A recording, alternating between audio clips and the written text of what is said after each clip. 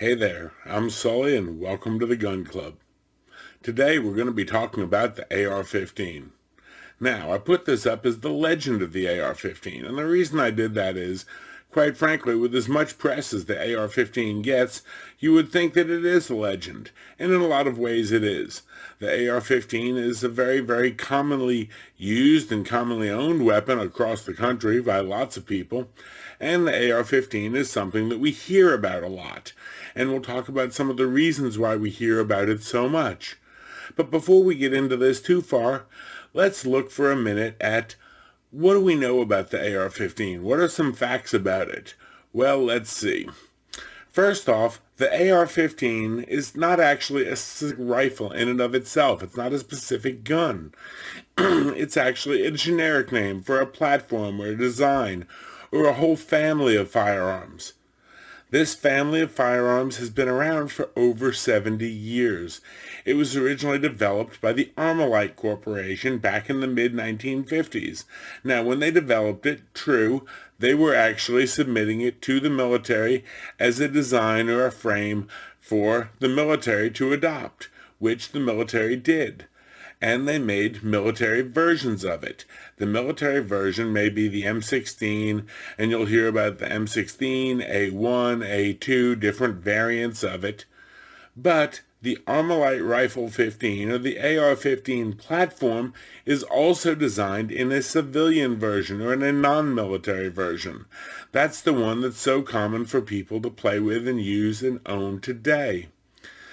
Basically, simply stated, the AR-15, while it may look like a military weapon or a weapon of war, it is not a military weapon or a weapon of war any more than any other civilian firearm is. Now, it may look like a military weapon, but again, it's not. It functions on a semi-automatic manner. Semi-automatic means one bullet fired per trigger pull. Each time the shooter pulls the trigger, one bullet is discharged. Again, not a machine gun or anything like that. Another thing we hear about is high-capacity magazines. The standard magazine that comes with an AR-15 is a 30-round magazine. Now, I will say that in some states that have magazine capacity limit issues, they include a 10-round magazine with it instead, or maybe a 15-round magazine. Now, you can go out and buy a 50, 60, 100-round magazine or drum for an AR-15. And yes, it can adapt and take several different styles of magazines. But the 30-round magazine is the standard that is included with it. So therefore, a 30-round magazine may sound like a lot, but it's not high capacity. Any more than a car that goes 120 miles an hour is considered a high-speed car or a high-speed SUV. Now, one thing we have to think about is the AR-15 design, or the platform, is pretty much the most popular firearm design in the U.S. It's currently made by over 25 different manufacturers and many, many more coming on board each day. And why is it so popular, though? Why are so many companies wanting to make a version of the AR-15? Well, let's stop thinking of the AR-15 as a single firearm. Let's think of it as a class of firearms, kind of like a vehicle. A vehicle may be a Ford Explorer or a Dodge Durango or a GMC Yukon, but we'll call them all SUVs. An AR-15 is kind of like a very generic SUV. It can be in different styles, different colors, different lengths, different calibers, and there's a lot of different things that can be done with it. So therefore, there's lots of them sold because they're good for lots of different purposes. But why do we like them so much? Well, first off, this is one of the easiest firearms or long guns for someone to learn on. It's very easy for new shooters to handle, and we'll talk about some of the features that make it easy to handle. It's relatively easy and clean to maintain. The reason is, think about it, it was designed to be able to be cleaned and maintained in very austere conditions. The next part, parts and options are readily available. A lot of people enjoy customizing or doing different things with their ARs. Now, if someone's not into firearms, I can understand where they wouldn't quite get this. But think about it for a minute. I know communities of people all over the country who enjoy customizing their Jeeps. And they go out and they can buy a stock Jeep from a dealer, and then one person wants to add fancy running boards on it, while someone else wants to add different steps or grill guards. Someone else wants to add custom halogen lighting, or possibly a removable top or a soft top or a bikini top on it. Other people want to change the suspension or change how it handles. Because Jeeps are so commonly customized, there are lots and lots of Jeep dealerships out there and aftermarket part dealerships that have parts to go on Jeeps. So because Jeeps are so easy to customize, they're excellent as a hobby vehicle for people who are hobbyists who like to customize their four-wheel drive vehicles. Well, the AR-15 really fits into the same thing in a firearm capacity. While a Jeep is a very generic term, an AR-15 is again a very generic term for a whole family of firearms, and lots of the parts are interchangeable, readily available, and in many cases very easy to be done at home or by a gunsmith with limited time and limited investment. So with that, again, very easy fun to customize. The ammunition for the common AR is usually .223 Remington or a 5.56, and we'll talk about the ammunition later. But the thing is, the ammunition is very commonly made and readily available. So of all the rifles out there, if you were looking to get a basic starter rifle or a simple to use familiar starter rifle, you want to get something that you can find ammunition anywhere, that you can get lots of different kinds of ammunition for, that you can customize to fit you, to be more comfortable for you to shoot. An AR-15 is a very popular choice. Lastly, they're very durable and resilient. Now, I'll tell you, I'm not going to say that we should abuse firearms, and I don't agree with abusing firearms or beating them up at all. But remember, the AR-15 was designed to be used in a very austere environment. Therefore, it requires minimal cleaning, minimal work, minimal maintenance. For the most part, I've heard many instructors who have put thousands of rounds through ARs say all you've got to do is wipe it down with a cloth and make sure it stays well lubricated, and it will run forever. So now you've got a fairly easy to maintain, very easy to customize, ammunition's readily available, and I can understand why it gets popular. As a matter of fact, it's pretty much the most popular rifle or rifle design or rifle family sold in the U.S. There are thousands, if not millions of them, owned all over the country. But now we hear a lot about it because it looks very scary.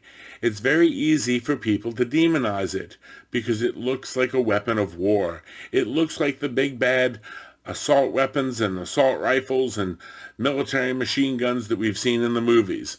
Well, while it may look a lot like that, it's not. An interesting thing to look at, let's compare the AR-15 to one of its cousins. Or the two on the left are AR-15s. The one on the right is a Ruger Mini 14. Now, they both, all of them, shoot the exact same round, either a 5.56 or a .223 Remington, depending on the name of it. They all are semi-automatic. One trigger pull, one bullet out the chute. They all are fed by box magazines, as you can see protruding from the bottom of all three. But the similarities kind of end there. Some of the differences between the ARs on the left and the Ruger on the right, let's dig a little bit deeper. Now, the ARs on the left have what's known as a buffer tube. That buffer tube extends from here back through the stock of the weapon. There's one on both of these, and there's one on every AR-15 you'll ever see. That buffer tube encases a spring and a buffer in it, which means when the weapon is fired, part of the recoil that comes back has almost a spring or a shock absorber you can think of in there, which absorbs some of the recoil that doesn't make it all the way back to the shooter's shoulder. Unfortunately, on this Ruger Mini 14, while I love the design and they're great weapons, we have a lot more recoil is going to be felt by the shooter. It's just a product of a solid frame stock as opposed to a spring-loaded shock absorber in the stock. Another difference between these, both of the AR-15s pictured have a little release you can see on the bottom here. I'm highlighting it with the pen. And on that you can see those releases can be used to extend or retract the stock for people with different arm lengths. So I'm 6'2", but let's say I'm teaching someone to shoot who's 5'1". We can easily adjust this to the length of their arms for them to be more comfortable with it. You don't have that adjustability with the solid wood frame stock. So now we now have not only the buffer tube that's included in here, but we have the adjustable stock length. In addition to that, there are many different types of stocks that can be put on there. Now these two have the same style of stock on them, but there are different things. There are actually braces that can be used to make some of them into things more able to be handled for someone with limited arm strength. There are solid stocks. There are different stock configurations. Again, these two happen to have the same stock configuration, but there are lots of choices, and they can be swapped out fairly easily. Again, any competent gunsmith, and many times just a home gun owner, can swap out the stock to something more comfortable or better designed for their specific use. This stock is built solid into the weapon, so what you got, you're pretty much stuck with. And again, I'm not saying it's something bad, and I'm not taking a cheap shot at the Ruger Mini 14. It's a beautiful design that stood the test of time for many years. I love my Rugers, but again, why do we have the ARs? Another difference is these hand grips. Now again, these both have a very similar hand grip on it, but there are many different hand grips or rear grips that are available for an AR-15. So again, we can customize them extensively to what the shooter's desire is, to what's comfortable for them. Not everybody's hand has the same geometry. So now you can get, again, a much more customized feel that you're comfortable with. Now let's look at these two ARs and compare them. This one on the bottom, it's got a rail here where you can attach various options to it, and it's got a rail here on the front that you can attach maybe a flashlight or a laser sight or a pop-up sight on the front. Again, lots of options out there. This one has a fixed front iron sight. This one has a little bit of room to attach something, an optic possibly of some sort, but it doesn't have as much connection point on the front as these do here. This one on this, you have a sling attachment right here. This, you could attach a sling or a swivel for a sling, or a detachable sling all over the front. So there's two ARs that I just randomly selected that are both customized to that shooter's desire, to what they like, to what is comfortable and works best for their purposes. The Ruger over on the right, again, same bullet, same method of function, one trigger pull, one shot. It's got a fixed connection here for a sling, it's got a fixed connection here for a sling, and that's pretty much your choices.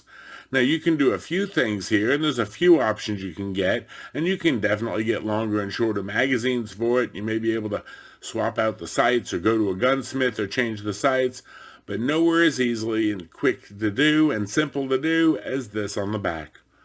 So we have here two ARs that are very, very nice, easily customizable rifles. And honestly, to change the one on the bottom into the one on the top, you can pretty much do it at home with minimal training if you have a simple vise and a few simple tools to swap this out with this handguard here, or vice versa, to swap this handguard and remove this and put this connection on it here. So that's why they're so popular, and that's why people customize them. And that's why a lot of times, once they've been out of the store 6 months or a year, no two ARs will ever look alike, because everybody's put different things on them, whether it be a flashlight or a laser or different optics. But it doesn't change how the gun functions. It still is a semi-automatic rifle, one trigger pull, one bullet. Now, let's look at some of 223 ammo. The most common cartridge that's used in AR-15s, unless someone's doing something custom, is the 223 ammo. which is the first one right on the left corner here. So when we look at that ammo, there's the bullet. Now, we've heard about people who have all different kinds of 30-30 deer rifles or 30-06 deer rifles. You can get all sorts of wonderful rifles. But when we get in all these others, is the AR-15 shooting a much bigger bullet than any other rifle? No. There are hunting rifles out there that use those rounds further across. Now, I won't say anything as far as a hunting rifle uses the 50 BMG on the far right side, but looking at the bullets in size comparison, the bullet is no real different than any other rifle out there. In fact, it's smaller than a lot of the rifles out there. But I guess it just looks military. Well, this picture is out of a military memorial, a military museum, and it talks about the old military Jeeps, and it was a restored military Jeep. I believe that's a 1942 model there. And we can talk about it. It's a Jeep. It's clearly designed for military use. It's restored, and it is clearly a military vehicle. And this one on the right is also a Jeep. I'm going to say that the one on the right is not a military vehicle. Now, they both got 4 wheels, and they both have a steering wheel, and they both probably have 4-wheel drive. But just because they're both Jeeps, and they both have about the same general shape, doesn't mean the one on the right is military any more than the one on the left would be really good to take the kids back and forth to school in the morning or to go to work. They both serve different purposes. So again, when we think of the AR-15, I know they look big and scary, and they look like some kind of military vehicle or military firearm, but they're really not. And again, if we want to worry about AR-15s being scary, maybe there's some other things we can worry about. For example, maybe if we put the AR-15s out like this, would this make the AR-15s less scary? If I had my AR-15 painted up like that, again, clearly an example of someone who did some custom work on their stuff. But if we look at it, it's basically the exact same as the ARs that were in pictures earlier. The difference is this one actually has a fixed stock here on the rear.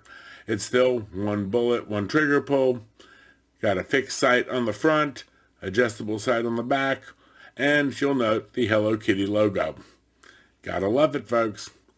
So now, as long as we think about the ARs, we need to keep it in perspective. They may look big and scary, but they're no more scary when they're dark black AR, or if they're olive drab green, or if they're sand, camouflage painted, or whatever, than they are if they're painted with Hello Kitty. Alrighty, well that's all I've got for this little episode. Little by little as we're working, we're trying to get things come out a little bit better. So give us a like, let me know what you think, and if you have any questions, please feel free to drop an email. If you want to find out more about stuff we're doing, we've got our locals community up. We post various articles, humor, and different current events information on there. We also have an email up, mike@southeastdefense.com, and we have our Rumble channel as you're hearing us now. Thank you very much. You have a wonderful evening.